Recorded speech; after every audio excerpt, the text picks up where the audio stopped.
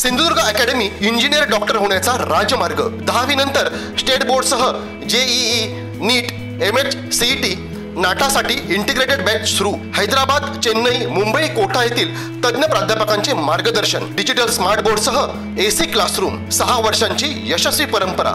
आमच्या संस्थेतील 82 विद्यार्थ्यांना मेडिकल तर 134 विद्यार्थ्यांना इंजिनिअरिंगला प्रवेश। पत्ता इंद्रायणी शिक्षण प्रसारक मंडळ संचलित Pushpasen Sawant science junior college, वाडी उमरमळा, मुंबई गोवा महामार्ग, ओरोस। संपर्क 9158 78 83 45 87 88 10 18 53।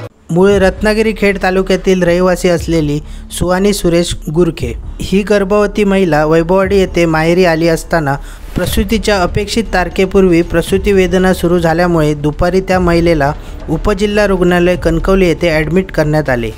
कणकवली येथे स्त्रीरोगतज्ञ म्हणून कार्यरत असलेले डॉक्टर मसूरकर यांनी तपासणी केली असता गरोदर स्त्रीच्या शरीरातील रक्ताची पातळी खूपच कमी असल्याचे त्यांच्या निदर्शनास आले। त्यामुळे प्रसूती दरम्यान लागणारी रक्ताची गरज आणि तिला होणाऱ्या प्रसूती वेदना लक्षात घेऊन डॉक्टर मसूरकर यांनी जिल्हा रुग्णालय ओरोस येथे संदर्भित केले आणि तात्काळ 108 रुग्णवाहिका बोलावून घेतली आणि अवघ्या काही वेळातच रुग्णवाहिका गरोदर स्त्रीला घेऊन ओरोस येथे निघाली असता कणकवली शहरानजीक असलेल्या वागदे या गावाजवळ रुग्णवाहिका पोहोचली असता गरोदर मातेच्या वेदना असह्य होऊ लागल्याने 108 रुग्णवाहिकेत वैद्यकीय अधिकारी म्हणून कार्यरत असलेले डॉक्टर निरंजन शर्मा यांच्या लक्षात आले की बाळाचे डोके बाहेर येऊन बाळ अडकलेले पाहून डॉक्टर शर्मा यांनी आपले सहकारी रुग्णवाहिका चालक केतन पारकर यांना रुग्णवाहिका थांबवण्यास सांगितली। गरोदर स्त्रीला जिल्हा रुग्णालय येथे पोहोचेपर्यंत वेळ लागणार, आपल्याला गाडीतच प्रसूती करावी लागणार असे चालकास सांगितले। चालक केतन पारकर यांनी तात्काळ रस्त्यालगत सुरक्षित जागा बघून रुग्णवाहिका थांबवली आणि अवघ्या काही मिनिटांमध्ये त्या गरोदर मातेने एक सुंदर मुलीला रुग्णवाहिकेत जन्म दिला। आधुनिक यंत्रसामुग्री सुसज्ज असलेल्या 108 रुग्णवाहिकेतील साधनांचा वापर करून बाळ आणि आई दोघेही सुखरूप असल्याची खात्री करून पुढील उपचारासाठी डॉक्टर शर्मा यांनी रुग्णवाहिका चालक केतन पारकर यांना रुग्णवाहिका जिल्हा रुग्णालयात ओरोस येथे रवाना करण्यास सांगितली।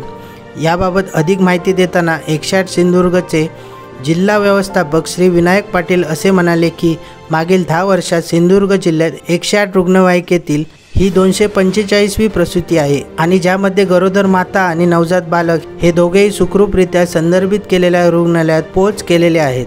त्याचप्रमाणे पाटील म्हणाले की संपूर्ण सिंधुदुर्ग जिल्ह्यामध्ये एकूण 12 रुग्णवाहिका 108च्या माध्यमातून कार्यरत आहेत। यामध्ये ॲडव्हान्स लाईफ सपोर्ट असलेल्या रुग्णवाहिकांचाही समावेश आहे आणि लवकरच महाराष्ट्र शासनामार्फत अजून 6 रुग्णवाहिका सिंधुदुर्ग जिल्ह्यात लोकांच्या सेवेत दाखल होणार असल्याची माहिती त्यांनी दिली। ताज्या अपडेट्स आणि ताज्या बातम्यांसाठी आजच सबस्क्राईब करा आपला Sindhudurg digital news channel. Like करा, शेअर करा, कमेंट करा आणि महत्त्वाचं म्हणजे बेल आयकॉनला क्लिक करायला विसरू नका।